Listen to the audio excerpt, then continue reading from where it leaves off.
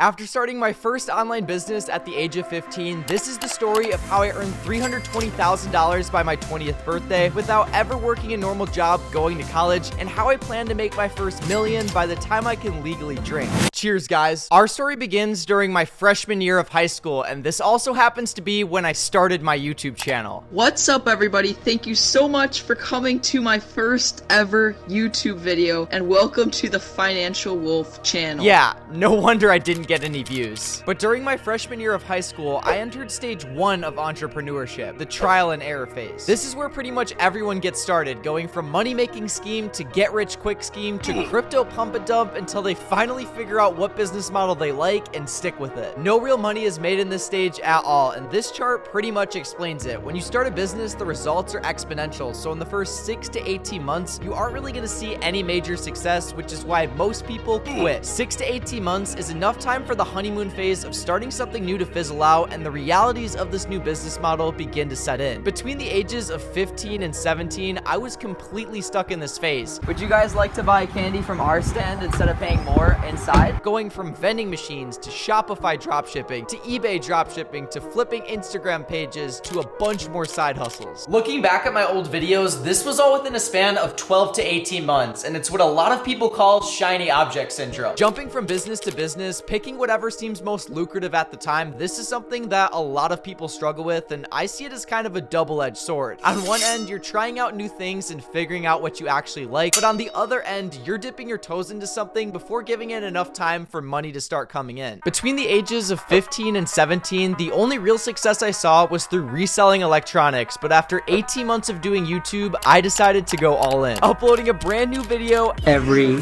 day. Looking back, most of these videos sucked and capped out around 1,000 views, but others became the most popular videos on my channel today. On August 5th, I had my first video get 12,000 views, 15,000 views on August 9th, 34,000 views on August 13th, and finally on August 15th, I had my first video hit over 100,000 views. Now obviously, none of these videos blew up right away, but by the end of August, I recapped my results uploading daily videos on YouTube, going from 8,000 views and 148 subscribers gained the previous month to 18,800 views, 172 subscribers gained, and finally my first $8 of YouTube AdSense. In September of 2019, I officially entered phase 2 of entrepreneurship, the come-up phase. I'd already uploaded over 100 YouTube videos, I'd proven to myself I can stick with it, and now it was time to run up the numbers. So I did crazier things than ever, starting new businesses, trading people on the streets, selling candy in front of the movie theater, or getting kicked out of a lot of businesses. It's good business sense, okay? I mean, as an entrepreneur. Yeah, no, I'm the manager on duty. You got to get like a permit and stuff like that. Yeah, we'll head out. People don't like you taking a video. My plan was working, earning $113 in September, $199 in October, and in November of 2019, my channel finally blew up, earning a whopping $2,804. My year and a half of effort making YouTube videos every single week finally compounded to a point where I started to see success on the platform, but this success was masked by the fact that I now had something to lose, and I was still a junior in high school. The YouTube video that originally blew up for me was one where I took a camera to school and filmed a day in the life of me selling candy. As many schools would, they quickly had a problem with it, and they wanted me to take the blue pill and stay broke. I continued making videos selling candy at school, getting in trouble, and I even went as far in January of 2020 selling fake AirPods at school, and I even sold candy at another school's football game. I can have a concession stand? No, you can't. If they hear someone selling candy, they'll know it's me. Eventually, things got to a point where I could no longer make videos selling candy at school, and every single morning at the start of the school day, I was told to bring my phone to the principal's office so I couldn't be distracted by things that actually mattered, and I was told to spend all of my time writing essays about books I looked up summaries for, or doing math equations that have no real-world value. But then in March of 2020, everything changed. The first case of the deadly Chinese coronavirus, a Washington state man testing positive for the deadly virus. The World Health Organization has officially called it COVID-19. A man in his 50s dying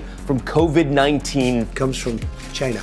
limit going outside, masks literally everywhere, and the best part about all of this is schools closed across the world. For many people, the pandemic was an excuse to become lazier. They saw it as a way to take a break from everyday life. I knew that if I worked hard uploading quality videos to YouTube consistently, I could build a lucrative career for myself. So that's exactly what I did. Posting videos every single week from topics such as dropshipping, paying Grant Cardone for business advice. You make about 3 to 4K a month from your online. Keep doing what you're doing, bro, and think 10x bigger. Or flipping Instagram theme pages. Most of these side hustles didn't pan out into anything long term, but I learned a lot, had a lot of fun, and I ended 2020 earning $33,824.17 from YouTube ad revenue, and then I entered my senior year of high school. But before we get into how I expanded my businesses and achieved my first $10,000 month by high school graduation, this video is sponsored by Epidemic Sound, who's a sound effects and music platform that I found at this point in my YouTube journey. Throughout COVID, my channel continued to make anywhere between $2,000 and $5,000 per month thanks to me continuing to improve the quality and picking from the over 30,000 tracks and 90,000 sound effects that Epidemic Sound has to offer. Music plays a major role in making better quality YouTube videos, and it helps me tell you guys a better story. So on that note, if you guys want to get started with Epidemic Sound, click that top link down below in the description to try 30 days for free. And if you use my code WOLF50, you get 50% off an annual subscription. My personal favorite thing about Epidemic Sound is all of their music and sound effects are copyright free when you have a subscription, so you can still make money on all of your content while upping your quality massively. On that note, let's talk about my income progression going into my senior year of high school. Schools didn't return to normal until April of 2021, with 2 months left in the school year, and better yet, I joined this program called School to Work, where I could leave school every day at 11 a.m. and focus on making YouTube videos. I declare bankruptcy! But during my senior year of high school, a more important decision came around, and that was whether or not to attend college. Now, for most people, this would be an obvious choice. My YouTube income ranged from $4,000 to $6,000 in a good month, but with pressures from my parents, my teachers, and pretty much every person I shouldn't be listening to, I decided to enroll in college in September of 2021. At this point, you guys can see I'd made over $83,000 from YouTube. Sponsorships and affiliates brought me to around $100,000. And finally, I spent all of high school reselling electronics, reselling shoes, PS5s, and items from flea markets, which at the very least brought me to $120,000. Between the ages of 19 and 20 years old, pretty much everything I'd previously done in my life had changed. I made the decision to drop out of college after realizing There's no need even to have a college degree at all, or even high school. and even the argument of having college as a quote-unquote backup plan isn't realistic for most people. Graduating with $50,000 plus in debt often forces you to work a job you hate, and you lose the ability to take risks. And if you guys want to be an entrepreneur, taking risks and exploring new opportunities open doors, not networking with the local frat at college. That's at least based on my very limited and probably also biased experience of college. But if I were to give any advice as a college dropout, tell your parents, teachers, or whoever asks that you want to take one semester off of school and then focus all of your time to build that business you've always wanted. As someone who's been out of school for over a year now, I can't imagine ever going back to college, because the things I've experienced and learned over the last year, living and moving out of over 3 different houses, traveling to 15 states, making YouTube videos across the country, starting new businesses, and profiting over $150,000 is well worth not going to college, learning some outdated information just to get a job that makes $60,000 a year. And worst of all, I don't even like any of those jobs. As you guys can see, at this point, I've earned $180,889 from YouTube ad revenue. Other YouTube sources brings me to $280,000. Another $20,000 was for the reselling business back in high school. And finally, the last $25K was from a business I started this year, renting cars out on Turo. I'd realized that a lot of my previous failure with online business came down to time. I simply didn't have the time to maintain a side hustle while still making YouTube videos. But with Turo, after you get the car listed and it's being rented out, you're making money whether you're working or not, whether you're at home or not. So I thought it would be the perfect way for me to build an additional stream of revenue while still doing what I'm best at. So after buying my first Turo car and losing an absolute fortune, I began networking with other Turo hosts, learning how they do things, learning from their mistakes, and I eventually flew out to Denver, Colorado to meet my now business partners, Chris and Aaron. In August of this year, right before my 20th birthday, they gave me equity in a 15-car Turo startup where they not only have their own cars, but they also manage them for other people. In just 2 months, we've gone from 15 cars to nearly 30, and the goal is to expand across America as fast as possible. Thank you guys guys for watching this little update video on my money-making journey. I can't wait to update you next year when I make my first million. And on that note, if you're wondering how the Turo business is going, click this video right here, and I'll see you guys in the next one. Peace out.